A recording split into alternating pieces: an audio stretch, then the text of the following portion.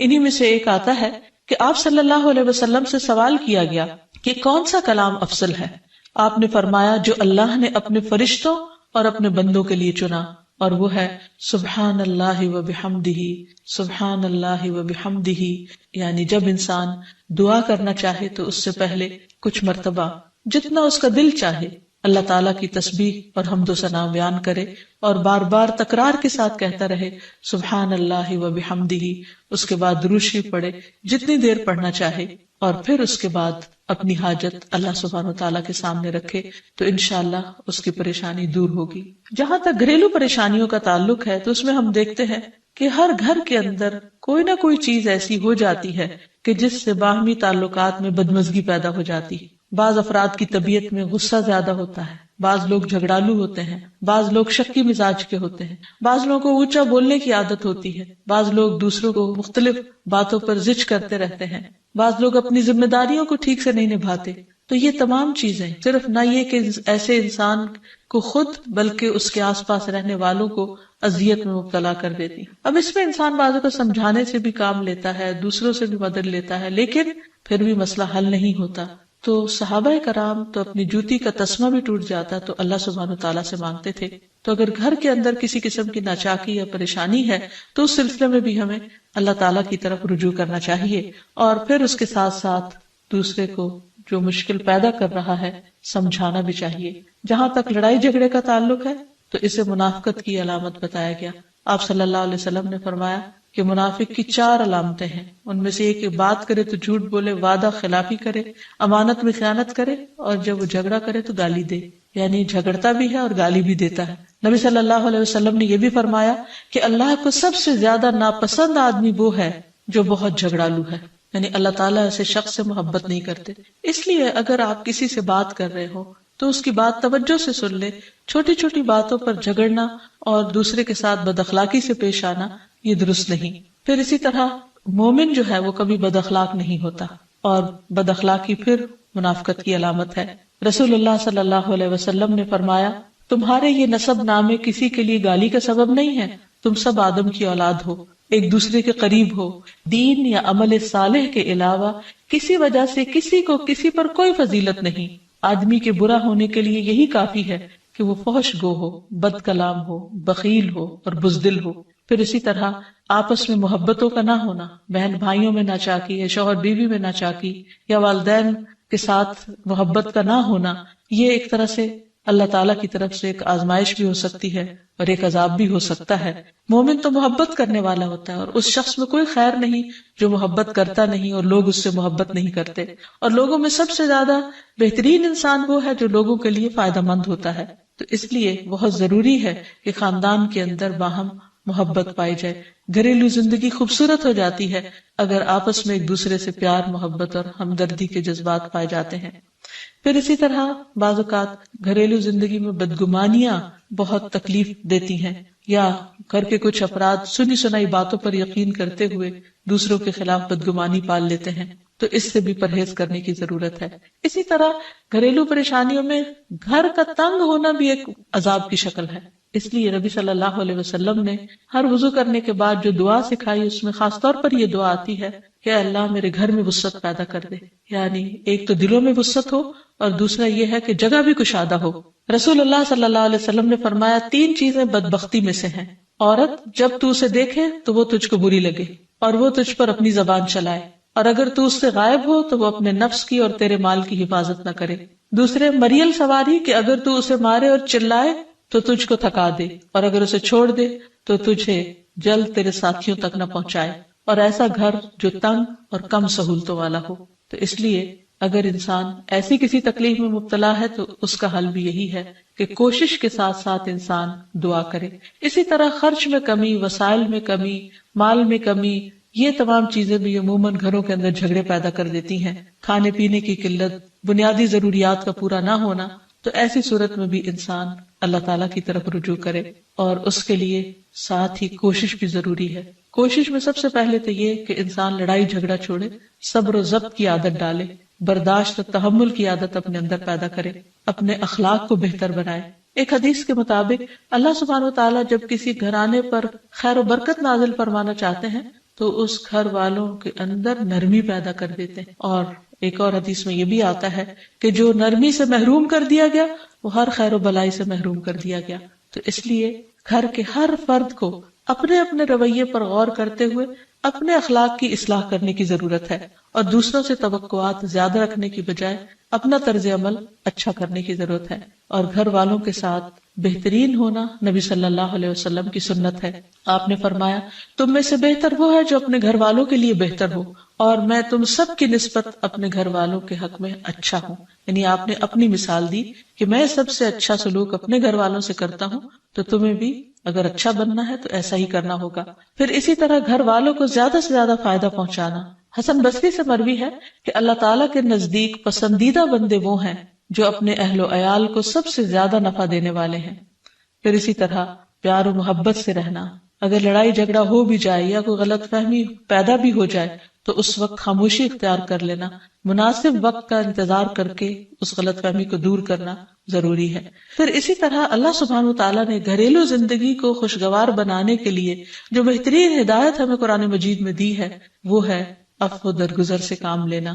اللہ تعالیٰ فرماتے ہیں اے لوگو جو ایمان لائے ہو، بے شک تمہاری بیویوں اور تمہارے بچوں میں سے بعض تمہارے دشمن ہیں، سو ان سے ہوشیار رہو، اور اگر تم معاف کرو اور درگزر کرو اور بخش دو تو بے شک اللہ بے حد بخشنے والا نہایت رحم فرمانے والا ہے.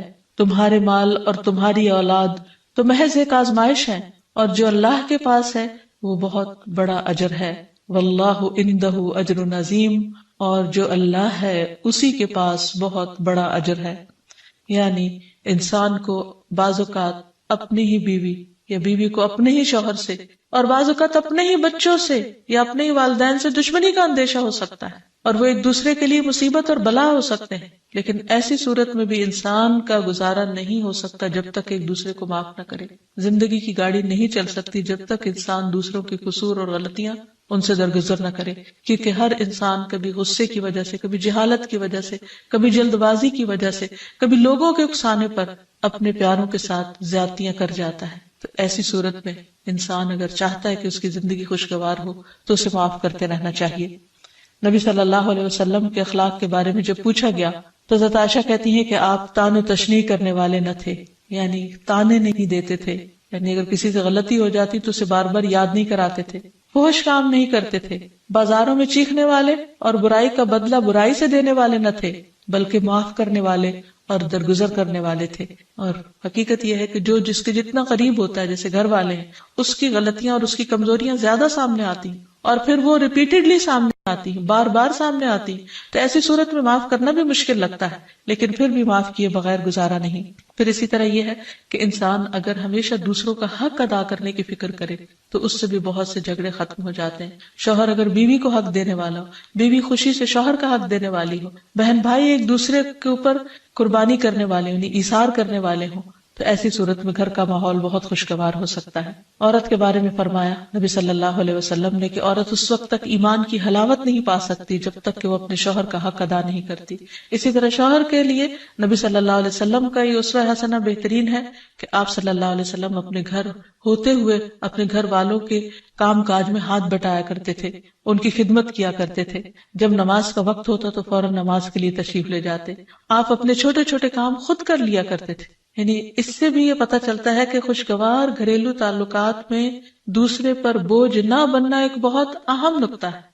کیونکہ اگر ہر انسان اپنی ذمہ داری خود لے لے تو دوسروں کے لیے وہ خوشگوار ہو جاتا ہے. پھر اسی طرح گھر والوں کو اگر کوئی غم، تکلیف یا پریشانی ہو تو اس موقع پر اپنے اختلافات کو بھول کر ان کی مدد کرنا، ان کی کیئر کرنا اور ان کی دلجوئی کرنا یہ بھی بہت ضروری ہے. اور حد الوسع گھر کا ماحول خوشگوار رکھنا چاہیے، ایک دوسرے کا احساس کرتے ہوئے اور ایک دوسرے کے کاموں میں عیب نہ نکالتے ہوئے اور ایک دوسرے کو اپریشیٹ کرتے ہوئے، ایک دوسرے کی اچھی خوبیوں کو اور اچھی باتوں کی تعریف کرتے ہوئے، اور اسی طرح بعض اوقات اپنی خواہشات کو پیچھے کرتے ہوئے. کیونکہ اگر ہر انسان یہ چاہے کہ زندگی اس کے مطابق، کیونکہ اگر ہر انسان یہ چاہتا ہو کہ ہر کام گھر میں اس کی مرضی کے مطابق ہو تو یہ ممکن نہیں. بہت سے گھروں میں ساس بہو کا جھگڑا کس بنا پر ہوتا ہے، یا آپس میں قریبی رشتوں کا جھگڑا اور فتنہ فساد کس وجہ سے ہوتا ہے؟ کیونکہ ہر شخص یہ چاہتا ہے کہ گھر کا نظام اس کی مرضی کے مطابق ہو، حالانکہ ایسا ہونا ممکن نہیں۔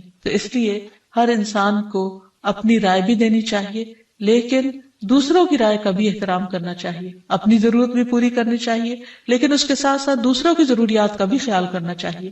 پھر اسی طرح بہت سے معاملات میں قناعت اختیار کرنی چاہیے، کیونکہ یہ زندگی بذات خود ایک امتحان ہے، اور اصل عیش و عشرت کی جگہ جنت ہے، دنیا نہیں، یا دنیا کا گھر نہیں۔ تو اس لیے ضروری ہے کہ مشکل حالات میں انسان اپنے عزیزوں کا، پیاروں کا، گھر والوں کا ساتھ دے، ان کی مدد کرے۔ مثلا شوہر کے اگر معاشی حالات تنگ ہیں تو بیوی ناجائز مطالبات نہ کرے، اسی طرح اگر بیوی بیمار ہے تو شوہر اس سے بہت زیادہ گھر کے کام کا مطالبہ نہ کرے۔ تو ایک دوسرے کے حالات کی رعایت کرتے ہوئے اگر انسان ایک دوسرے سے توقعات رکھے تو اس سے بھی حالات بہت خوشگوار ہو سکتے ہیں۔ اور پھر یہ کہ ہمیشہ دوسروں کی چھوٹی چھوٹی ایفرٹ پر ان کے لیے شکر گزاری کے جذبات ہونے چاہیے۔ مثلا اگر کوئی آپ کو گھر میں پانی پلا دے تو آپ اس پر بھی شکریہ بولیں۔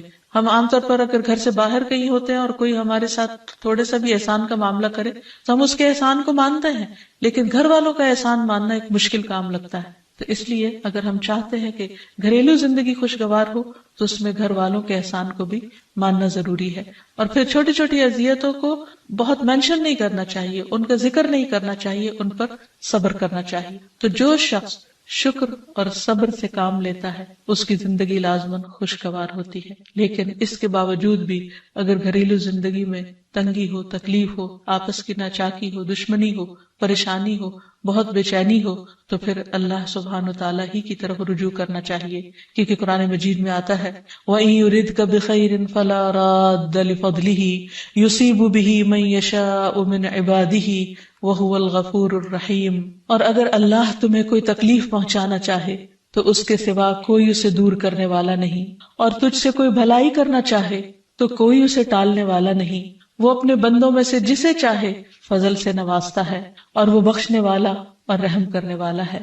تو اس لیے چھوٹی چھوٹی تکلیفوں پر بھی فوراً اللہ کا ذکر، اللہ کی یاد، اللہ کی تسبیح انسان کے دل کو سکون بخشتے۔ اور نبی صلی اللہ علیہ وسلم نے خصوصاً اپنی پیاری بیٹی فاطمہ رضی اللہ تعالی عنہا کو جب وہ گھر کے کام کاج کر کے تھک جاتی تھی، کیونکہ اپنے ہاتھ سے چکی پیستی، اپنے ہاتھ سے آٹا گوندتی، اپنے ہاتھ سے اپنے گھر کے کام کاج کرتی، بچوں کو لک آفٹر کرتی، تو بہت تھک جاتی تھی۔ اور اسی تھکاوٹ کی وجہ سے انہوں نے ایک دفعہ نبی صلی اللہ علیہ وسلم کے پاس جب کچھ قیدی آئے تو خادم کا مطالبہ کیا، لیکن آپ صلی اللہ علیہ وسلم نے ان کو خادم دینے کی بجائے یہ تسبیحات سکھائی اور فرمایا کہ جب تم اپنے بستر پر جانے لگو تو 33 بار سبحان اللہ، 33 بار الحمدللہ اور 34 بار اللہ اکبر پڑھ لیا کرو۔ اور اسی لیے یہ تسبیحات فاطمہ کے نام سے بھی معروف ہیں۔ تو رات کو خاص طور پر بستر پر لیٹ کر یہ تسبیحات ضرور پڑھ لینی چاہیے، کیونکہ یہ گھریلو کام کاج کی تھکاوٹ کا بہترین علاج ہے اور خادم کی جگہ کفایت کرنے والی دعائیں ہیں۔ پھر اسی طرح گھر میں وسعت اور کشادگی کی دعا، اللہم اغفر لی ذنبی ووسع لی فی داری وبارک لی فی رزقی، اے اللہ میرے گناہ معاف کر دے، میرے گھر میں وسعت پیدا کر دے اور میرے رزق میں برکت عطا کر دے۔ پھر اسی طرح چھوٹی چھوٹی پریشانیوں کے سلسلے میں مثلاً بچے کو چوٹ لگ گئی یا اچانک کسی وبائی مرض کا کوئی شکار ہو گیا تو علاج معالجے کے ساتھ ساتھ دعا کرنا ضروری ہے۔ مثلاً گھر والوں میں سے اچانک کسی کو کوئی ایسی بیماری آ گئی، کوئی سٹروک ہو گیا یا ہارٹ اٹیک ہو گیا تو سارے گھر والے پینک ہو جاتے ہیں۔ ایسی صورت میں پریشانی کا صرف اظہار کرتے رہنے سے اور غمگین رہنے سے مریض کی مدد نہیں کی جا سکتی، تو اس موقع پر اللہ تعالیٰ سے دعا کرنی چاہیے۔ اور ایک بہت خوبصورت دعا جو نبی صلی اللہ علیہ وسلم نے حضرت اسماء بنت امیس کو سکھائی تھی کہ آپ نے فرمایا، کیا میں تمہیں ایسے کلمات نہ سکھاؤں جن کو تم پریشانی کے وقت پڑھا کرو؟ اور وہ کلمات ہیں اللہ اللہ ربی لا اشرک بہ شیئا، اللہ ہی میرا رب ہے، میں اس کے ساتھ کسی چیز کو شریک نہیں بناتی۔ اور آخر میں یہ کہ گھر والوں کی باہمی محبت اور الفت اور تعلقات کی بہتری کی دعا کرنی چاہیے جو پیارے نبی صلی اللہ علیہ وسلم نے ہمیں سکھائی ہے۔ وہ دعا ہے اللہم الف بین قلوبنا واصلح ذات بیننا واہدنا سبل السلام ونجنا من الظلمات الى النور وجنبنا الفواحش ما ظہر منها وما بطن وبارک لنا فی اسماعنا وابصارنا وقلوبنا وازواجنا وذریاتنا وتب علینا انک انت التواب الرحیم واجعلنا شاکرین لنعمتک مثنین بہا قابلیہا واتمہا علینا، اے اللہ ہمارے دلوں میں الفت پیدا فرما دے اور ہمارے آپس کے معاملات کی اصلاح کر دے، ہمیں سلامتی کے راستوں کی رہنمائی فرما اور ہمیں اندھیروں سے نجات دے کر نور کی طرف لے آ، اور ہمیں تمام ظاہری اور چھپی بدکاریوں سے محفوظ رکھ، ہمارے کانوں اور ہماری آنکھوں اور ہمارے دلوں اور ہماری گھر والیوں اور ہمارے بچوں میں برکتیں عطا فرما، ہماری توبہ قبول فرما، بلا شبہ تو بہت زیادہ توبہ قبول کرنے والا اور رحمت کرنے والا ہے، ہمیں اپنی نعمتوں کا شکر ادا کرنے والا بنا اور ان کی تعریف کرنے والا اور ان کو قبول کرنے والا بنا دے، ان نعمتوں کو ہم پر کامل فرما دے، یعنی ان نعمتوں کو ہم پر تمام کر دے۔ تو کس قدر جامع اور خوبصورت دعا ہے جو نبی صلی اللہ علیہ وسلم نے ہمیں سکھائی۔ گھریلو زندگی کو خوشگوار بنانے کے لیے ان دعاؤں کو پڑھتے رہنا چاہیے، یاد کر لینا چاہیے، قبولیت کے مواقع پر پڑھنا چاہیے، اگر زبانی یاد نہ بھی ہو تو دیکھ کر پڑھ لینا چاہیے، اور اگر ان کا ترجمہ نہ آتا ہو تو اردو میں پڑھنے میں بھی کوئی حرج نہیں، لیکن اللہ تعالیٰ سے مانگتے رہیے، کیونکہ ساری مشکلات کا حل صرف۔ عن ابی موسیٰ عن النبی صلی اللہ علیہ وسلم قال مثل البیت الذی یذکر اللہ فیہ والبیت الذی لا یذکر اللہ فیہ مثل الحی والمیت، رواہ مسلم۔ سیدنا ابو موسیٰ رضی اللہ عنہ سے روایت ہے، نبی صلی اللہ علیہ وسلم نے فرمایا، جس گھر میں اللہ تعالیٰ کا ذکر کیا جاتا ہے اور جس گھر میں اللہ تعالیٰ کا ذکر نہیں کیا جاتا وہ زندہ اور مردہ کی مثل ہے۔ اللہ کے بندے، اللہ سے محبت کرنے والے ہر حال میں اللہ کو یاد کرتے رہتے ہیں، خواہ وہ اپنے گھر میں ہو یا گھر سے باہر۔ الذین یذکرون اللہ قیاما وقعودا وعلی جنوبہم، وہ جو اللہ کا ذکر کرتے ہیں کھڑے، بیٹھے اور لیٹے۔ ایسے لوگ دنیا کے کسی بھی حصے میں ہوں، کوئی بھی کام کر رہے ہوں، ان کے دلوں میں اللہ کی یاد سمائی ہوئی ہوتی ہے۔ ان کے دلوں میں اللہ کی یاد صرف مسجد کی حد تک یا کسی خاص جگہ سے ہی مخصوص نہیں ہوتی، بلکہ وہ اپنے گھروں میں بھی اللہ کو یاد کرتے ہیں۔ اس حدیث کے مطابق وہ گھر جن میں اللہ کا نام بلند ہوتا ہے، جس میں ذکر کیا جاتا ہے، وہ اس شخص کی طرح ہے جو زندہ ہو۔ اس کی مثال ایک زندہ انسان کی سی ہے۔ اس کے برعکس وہ گھر جس میں اللہ کا نام نہ لیا جاتا ہو، اللہ کا ذکر بلند نہ ہوتا ہو، اس گھر کی مثال ایک مردہ کی سی ہے۔ اور آپ سب جانتے ہیں کہ زندہ اور مردہ برابر نہیں ہوا کرتے۔ لا يستوي الاحیاء ولا الاموات، زندہ اور مردہ برابر نہیں، دونوں میں بہت بڑا فرق ہے۔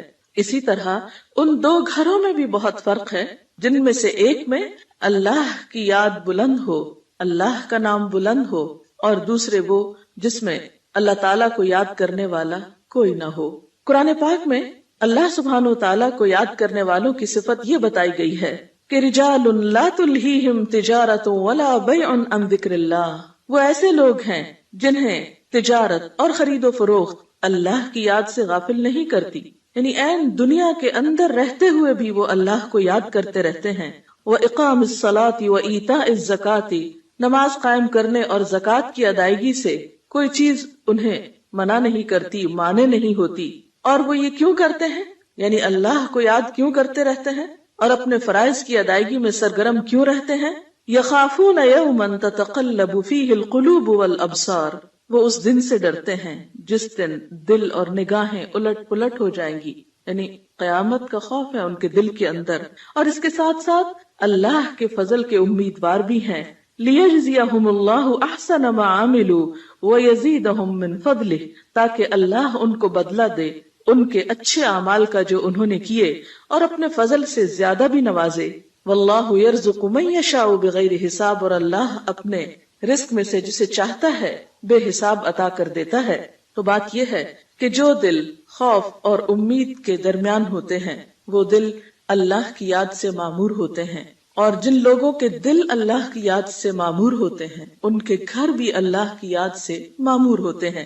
عام طور پر گھروں میں دو طرح سے ذکر ہوتا ہے، ایک انفرادی ذکر اور ایک اجتماعی ذکر۔ انفرادی ذکر میں نماز پڑھنا، قرآن کی تلاوت، اور اسی طرح چلتے پھرتے، اٹھتے بیٹھتے، گھر کے کام کاج کرتے، لیٹتے جاگتے، چلتے پھرتے اللہ کو یاد کرتے رہنا، خصوصاً وہ مسنون اذکار جو رسول اللہ صلی اللہ علیہ وسلم سے وارد ہیں۔ اور دوسری قسم اجتماعی ذکر کی ہے کہ کسی ایک گھر میں مختلف لوگ جمع ہو کر یا اہل خانہ ہی جمع ہو کر اکٹھے بیٹھ کر اللہ کو یاد کریں.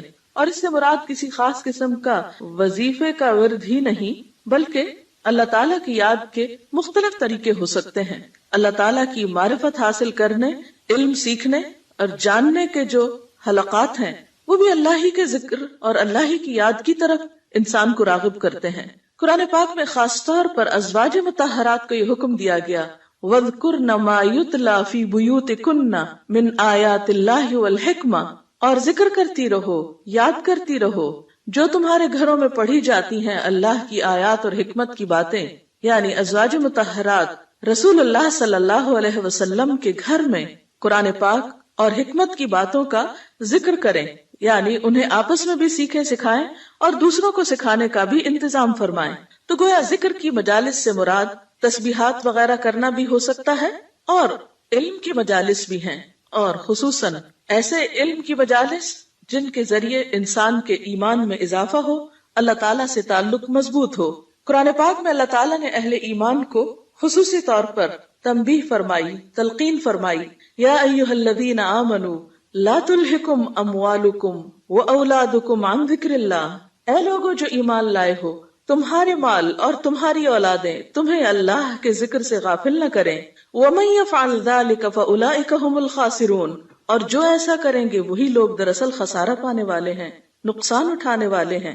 یعنی گھر میں ہوتے ہوئے انسان دنیا کے کاموں میں مشغول ہو جاتا ہے یا بال بچوں کی محبت میں بعض اوقات اللہ تعالیٰ کی یاد سے غافل ہو جاتا ہے، تو ایسے میں فرمایا کہ لا تلہکم اموالکم واولادکم عن ذکر اللہ، یہ دنیا کے مال اور یہ تمہارے بال بچے تمہیں اللہ کی یاد نہ بھلائیں. گویا گھر میں ہوتے ہوئے اللہ کو یاد کرتے رہو.